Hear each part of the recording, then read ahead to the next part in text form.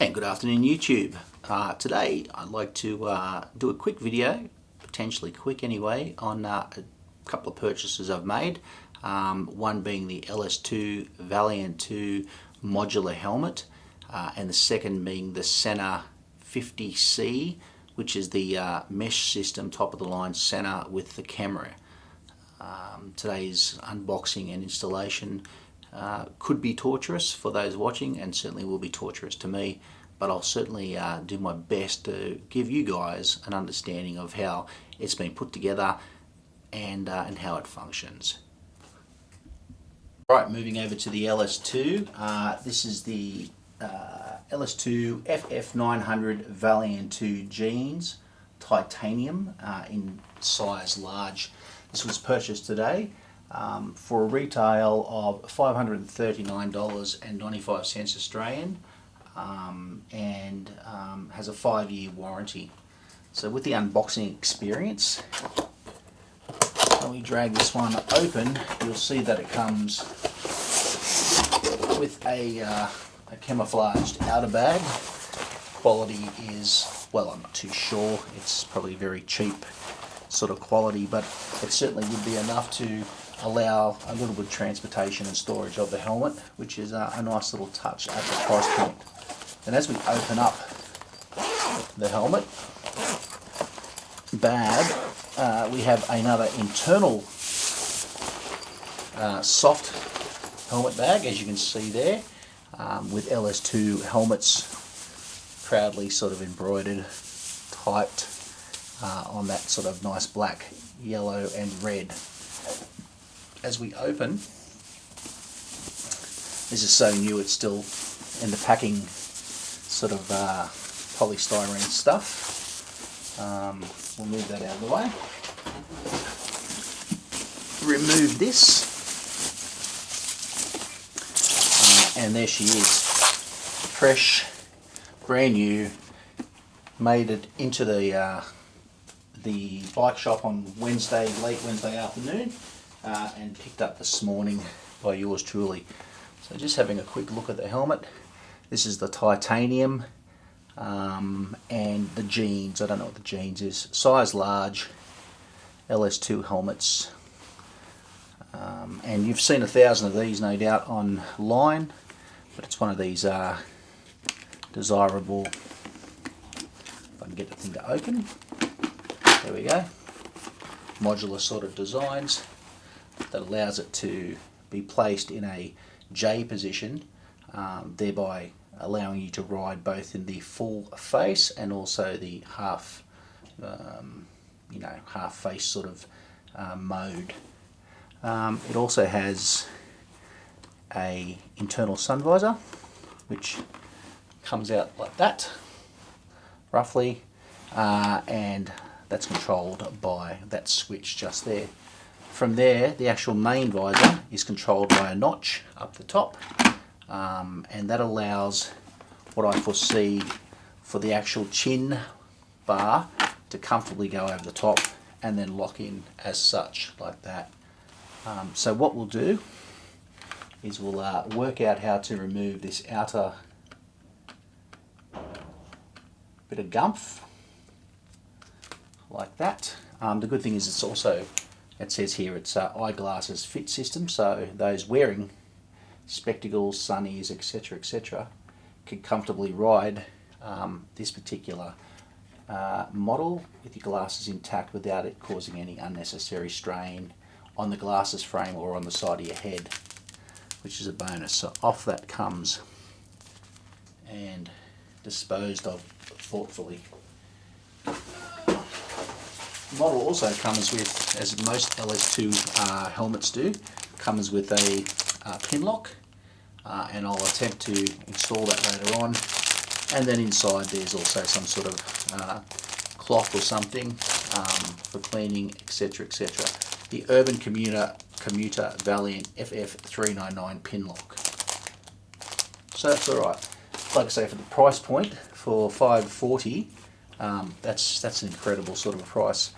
The thing about it as well is we have a full system here which allows will actually stops a lot of that sort of noise that you get as you're charging down the road, the wind going up into the helmet, therefore impacting and affecting the noise within the helmet. So this will drain out or drown out a lot of that sort of noise, hopefully. Removing that, I'll keep that aside for the time being. And in there, like I said, we've got a chin curtain to add to dampening of that noise, and that's it in the titanium, I guess. Quite a nice neutral sort of a colour, I think. I've got a matte green motorcycle tank, so that should actually come together nicely. Yeah, all right. So that's the helmet. Moving over to the intercom system, I'll just put that helmet over here, out of the way. And this is the 50C Sena.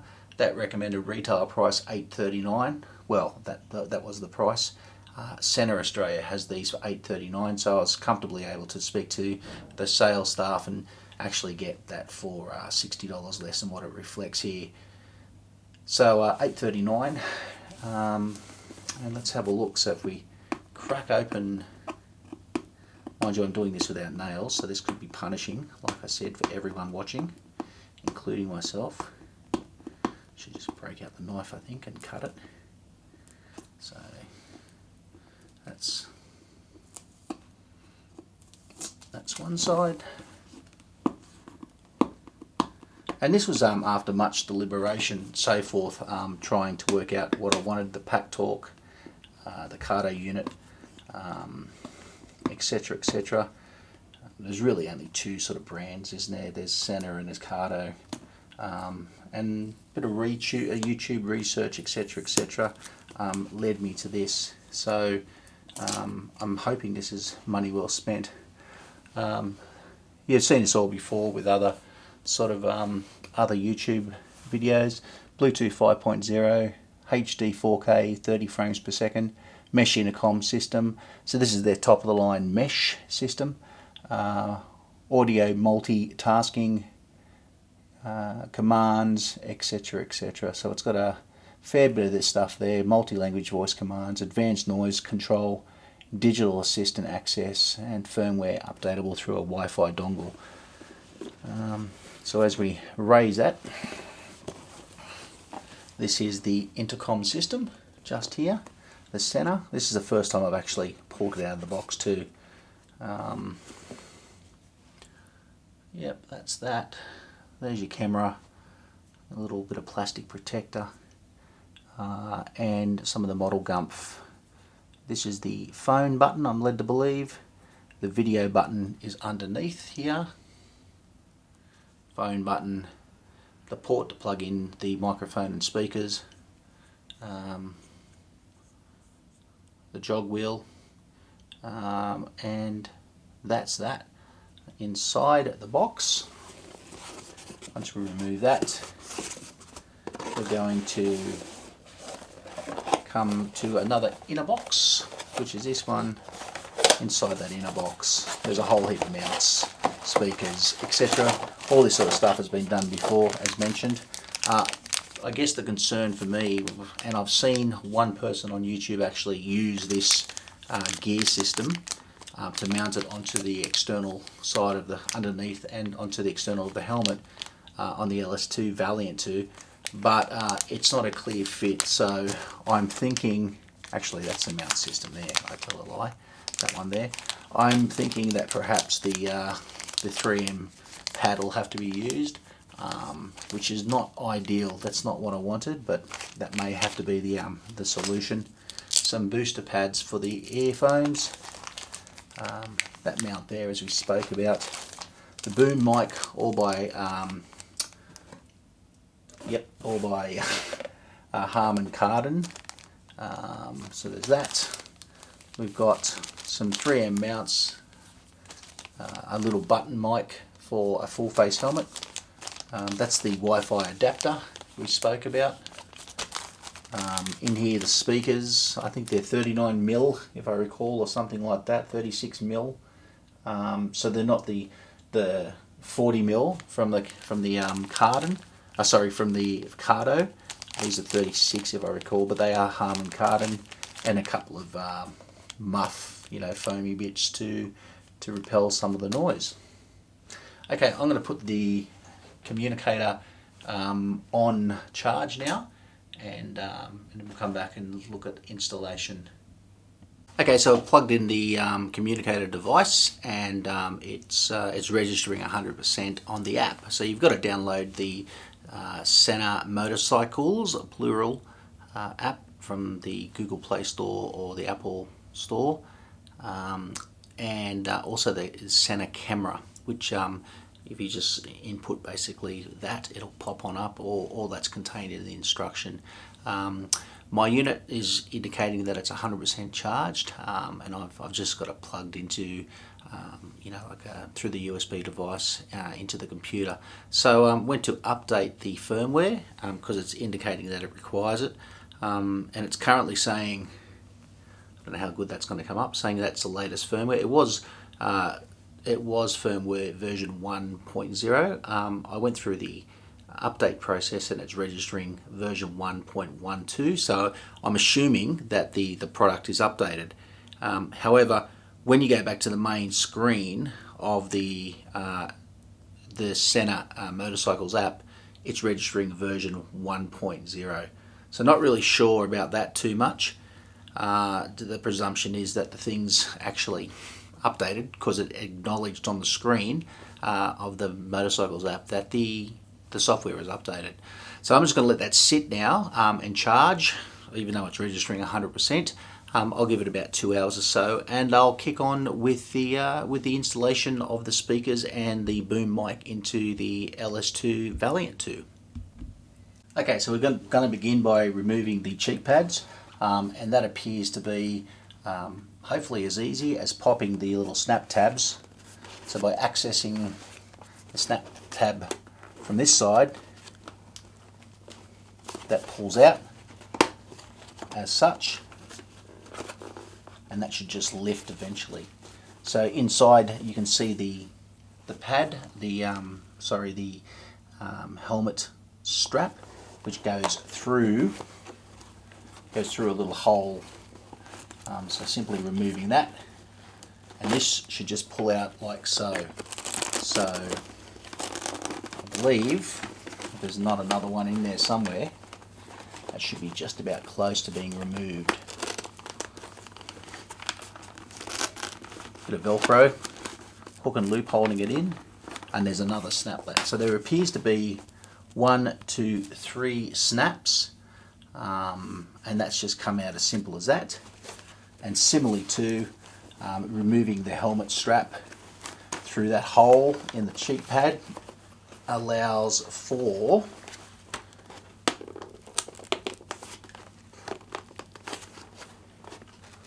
that other one.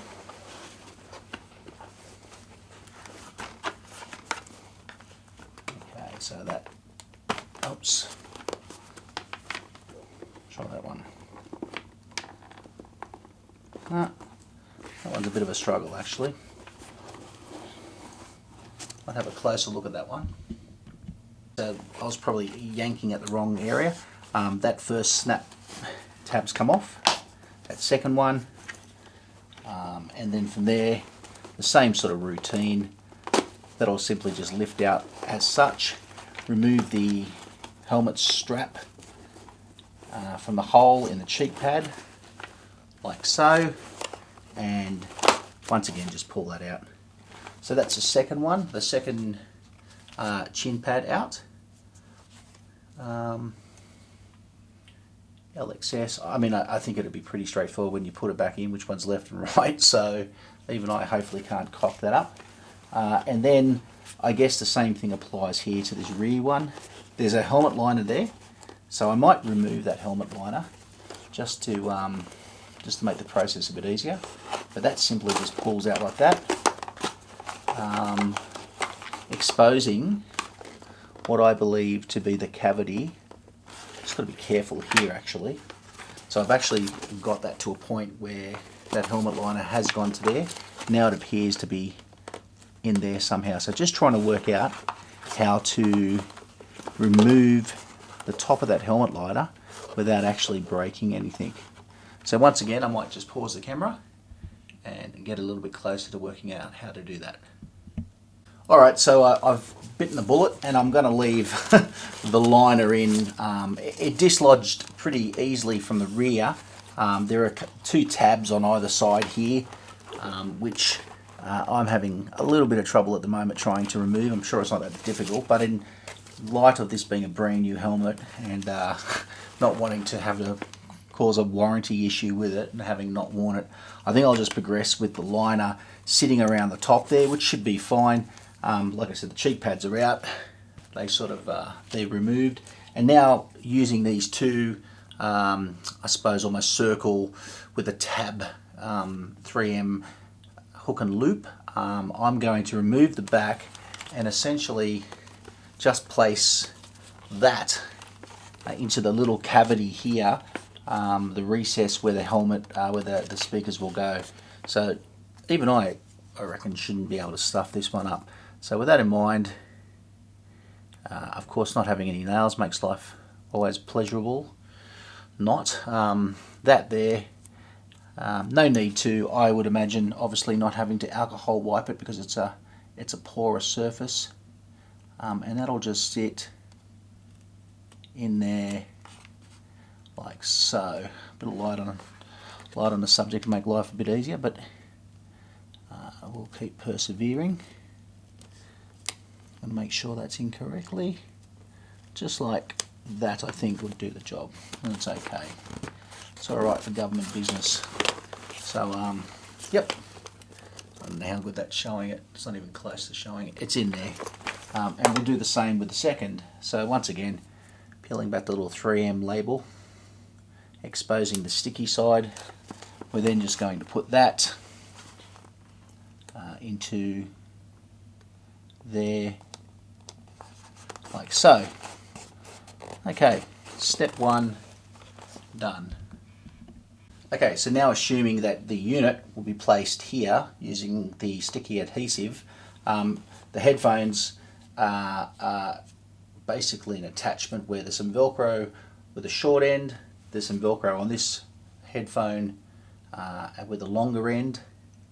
There's nothing there that sort of says left or right, but the presumption being the actual communicator will sit on the left hand side of the helmet, so therefore the smaller of the two would go to the left hand side of the two speakers. So with that in mind, and how you're gonna, they just snap in. Now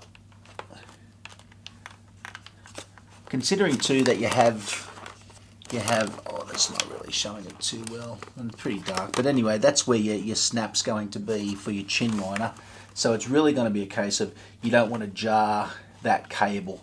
So I may even move the speaker out and just probably put the cable to the rear of the snap lock as opposed to in front of it. So at the rear of the helmet, the cable will therefore go behind the snap lock, and I think that's in a better spot. And essentially do the same with the right hand speaker. So with that in mind, we're just going to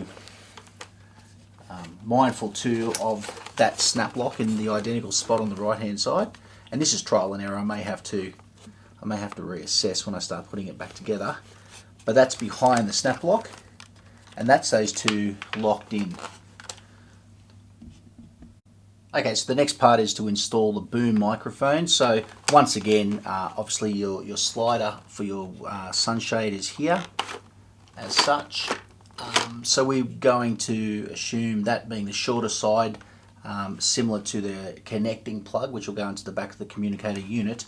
There is a little, two little red tabs here, which essentially just push together. You'll see there's a little triangle. I don't know how well that's showing it, but in any case, they'll line up, and that'll form the connection from the microphone, the boom microphone, into the communicator. through obviously the through the power adapter there. So just grabbing one of the little 3M adapters, stickies. I'm going to place that.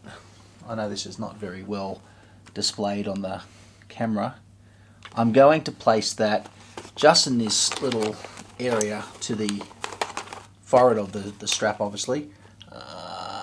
Yeah, anyway, there's what appears to be a firm part of the helmet there, which could potentially hold the 3M, but then there's also a little bit of a gap, and it sort of hinges up. So what I might do is just on this section here is place the 3M there.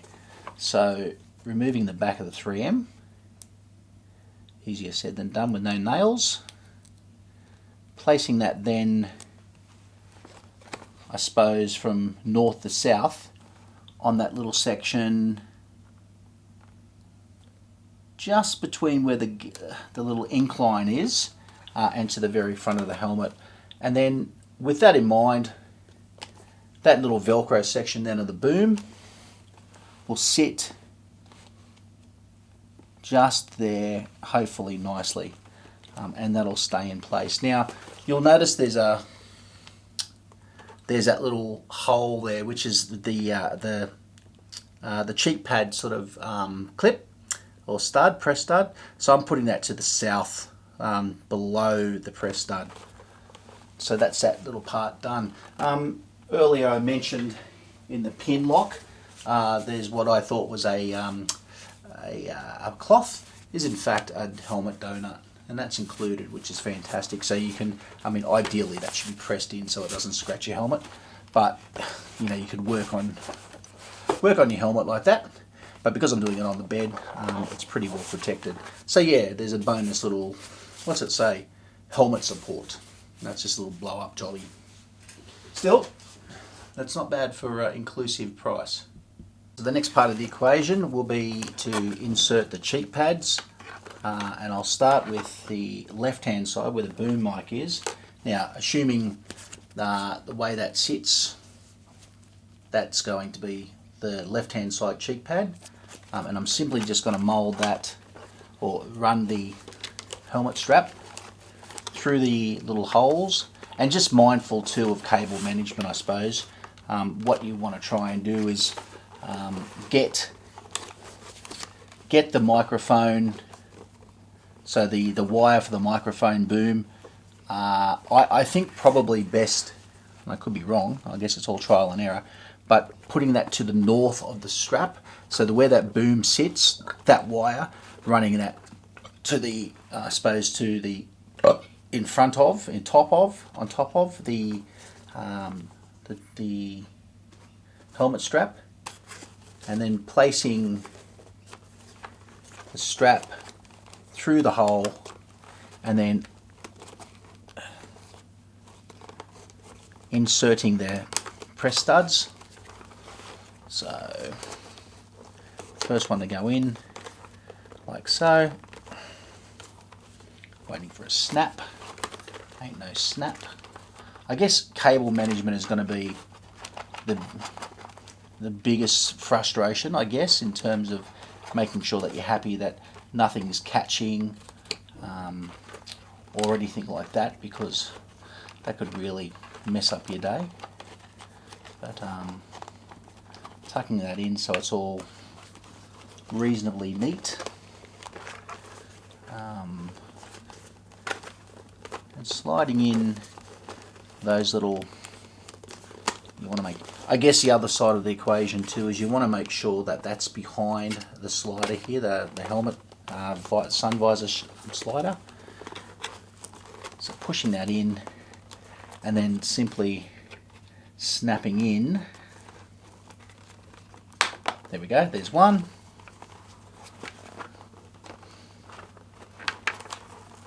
There's two. Actually, that first one didn't go in so well, so we'll do that one again. Put some hair around it, might be easier.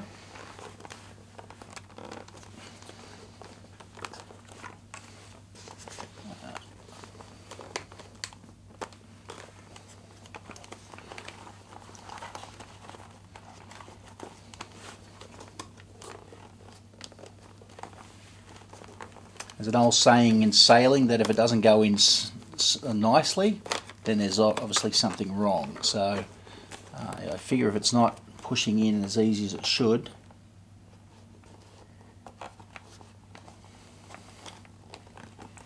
then the issue is that it's not lined up acceptably.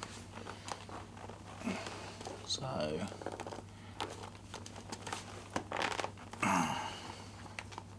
doesn't seem to be wanting to push in too well. And that third snap, okay, where's that third snap? That's probably sounding a bit better.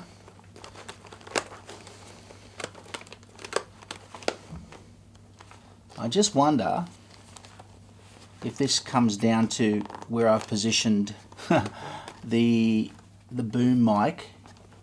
I said to put it to the south of the, and I still maintain that should be okay, but I'm just having a bit of issue. There we go. Just needs a little bit of a push, that's all. I'm just being a bit precious. Tucking that in, ensuring that it doesn't foul the slider. So that'll sit there, and then it's really just the third one, which, through memory, is in the middle by the looks of it. So where is that one? So that one is hard to find.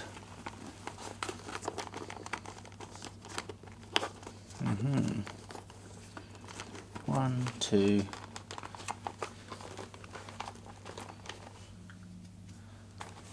three. Okay, so that's that one. So applying the same principle to the right hand side one, we're just going to get that in there and press that away, I guess. So putting that one into there, so they just slide in. There shouldn't be any sort of cables fouling it or anything like that.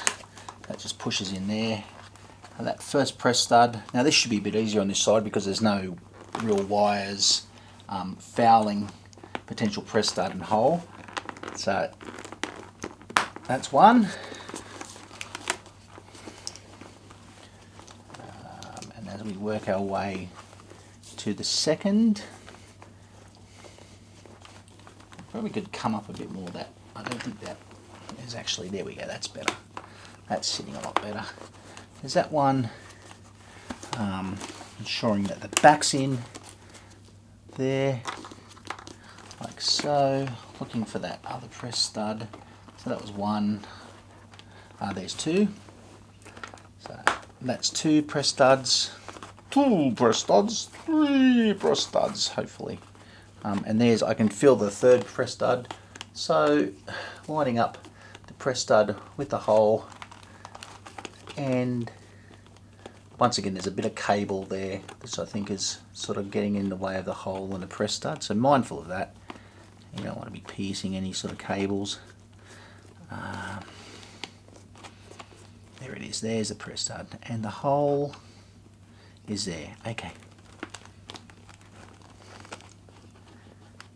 maybe there. No, it's close. Close, but no Bondi cigar. There it is there. There we go, that's in.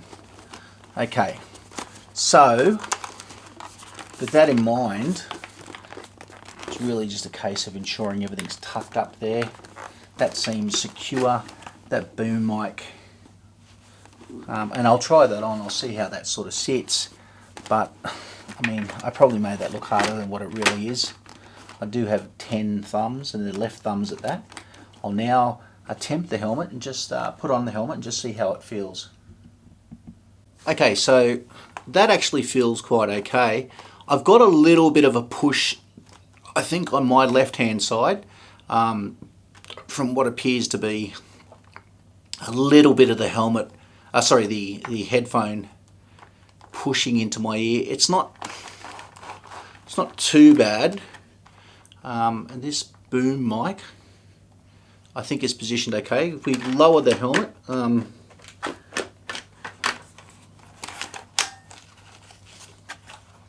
tucking that up there.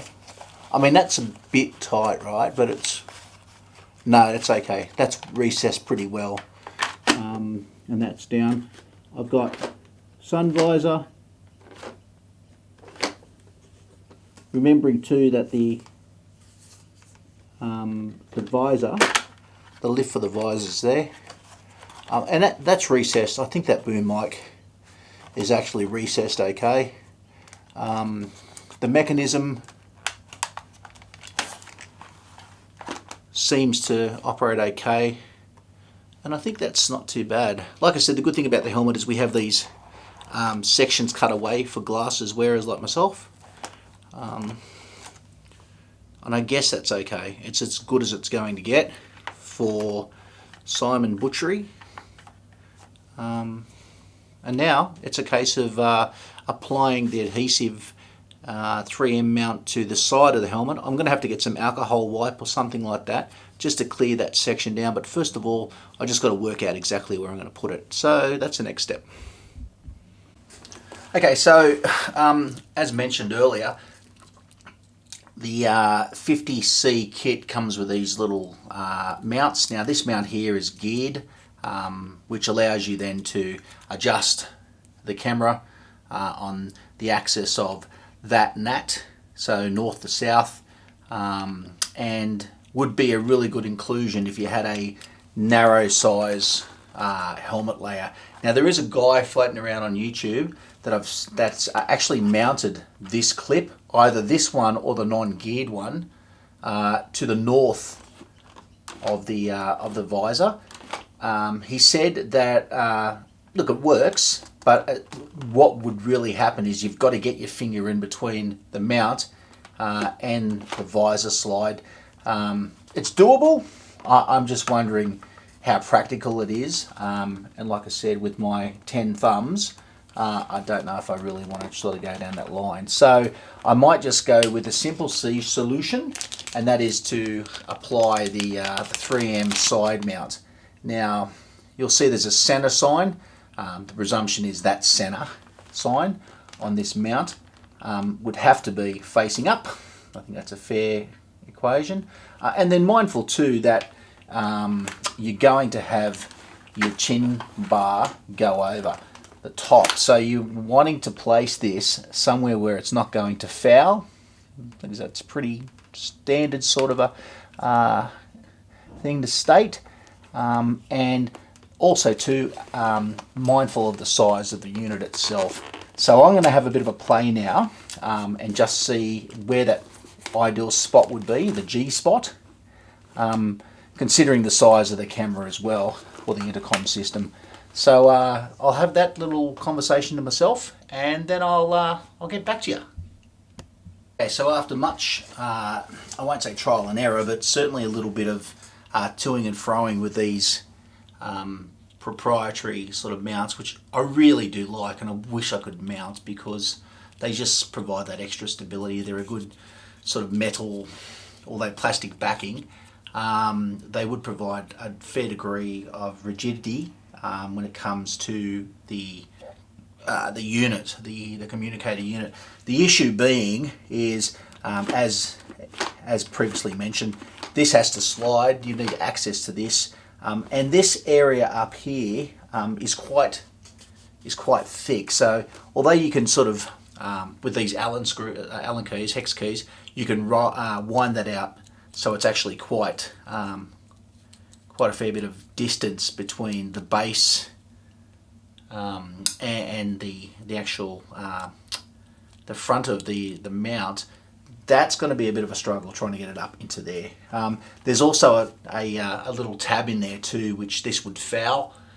So I just don't think that's doable. So however that other guy did it, and I forget his name, he did a good job at doing it, to say the least. So I've just got an alcohol swab now. I'm just swabbing that down. Doesn't matter if it's a clean helmet, a brand new helmet I should say, or an old one. It pays just to give that a good wipe with something along the lines of just an alcohol swab. It's as simple as that. Now what I've got is I've got the 3M backing placed onto the back of the communicator, and assuming that when you ride, you know, your chin bar is going to be down on an axis a little bit further than neutral. That's the presumption. With that in mind, I think, and also too, checking the clearance of the chin bar, if I can open it, that should sit reasonably comfortable there. I mean, there's a great deal of, there's a great deal of gap between that and that. So it's really at that point there. So I think that's not going to go any lower than that. That's where the furthest part of the helmet is going to go south. And then it's going to sit like that. So I think if you can put it potentially with that in mind, that you need to bring that visor, you'll see here there's actually a little gap between the slider and that little part of the helmet. I don't know if that shows, it doesn't know. So what I'm going to do, I think, is with that in mind and the end of the pad there, I think I'm going to get it down as low as I can without obstructing that vent, and I'm going to put it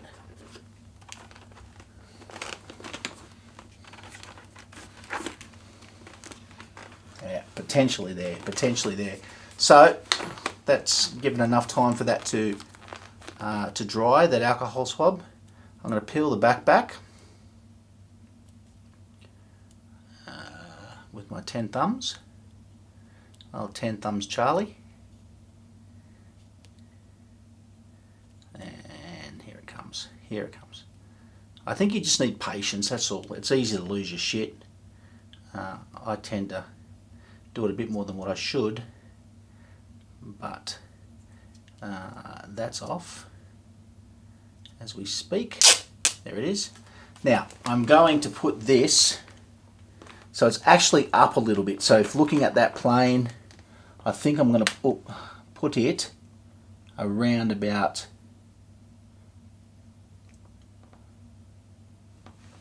there. I think should do the job. So place and place,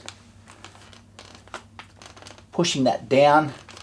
Now I'm going to let that sit and settle, and I'm hoping that's in the right spot for a period of time. It's probably a little bit way back.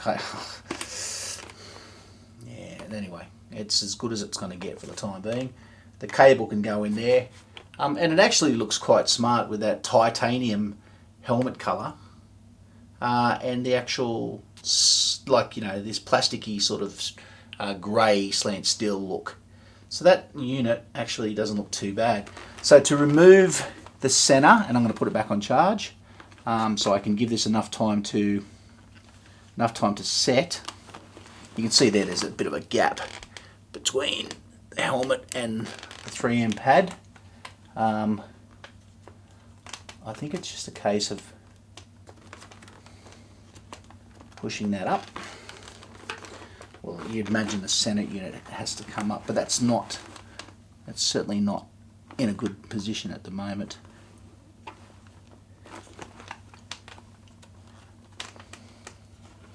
Came off before. I think there's a little tab there. It's just a tab or something. Anyway, I'll turn this off again and I'll have a crack. Okay, so with the camera connected to the app, so that's the Sena camera, and that sort of came together quite okay. The placement of the unit, I think, is not as good as I wanted it to be. It's okay. That's what I'm looking at. So you can see that much of the helmet. So there is, you'd be better off trying to place your Sena unit, the communicator, probably a little bit more forward, because there is a degree of helmet in that. It's unavoidable. Unfortunately, if you can't use that and mount that forward, I've seen most people who have done reviews on this particular unit display the left-hand side of the helmet. It's not too bad. It's not as good as I wanted it to be, but it's there. So on that unit there, if you want to get the image stabilizer, you've got basically in the settings 60 frames per second at 180p, so high definition with EIS, or 30 frames per second with the stability. Anything above that, you're going to have no stability, which you know, will never compare obviously with the likes of GoPro or DJI, etc, etc. But it is what it is. So I'm going to go and give this a bit of a charge, and probably tomorrow take it out. This wasn't a one-shot video by no stretch of the imagination, and I've seen dudes and dudettes do it in one shot. I'm not that clever. It's tidy. I'm a little bit upset about the placement, but oh well, it happens. And that's it. So I hope this was useful. There's a million of these type of videos online. This is just another one. The main takeaway here is that I'm a numpty when it comes to anything mechanical or anything that requires a bit of fidgeting, but I proved I can do it, and therefore if I can, you can. So on that note, enjoy your life. This is Simon, out.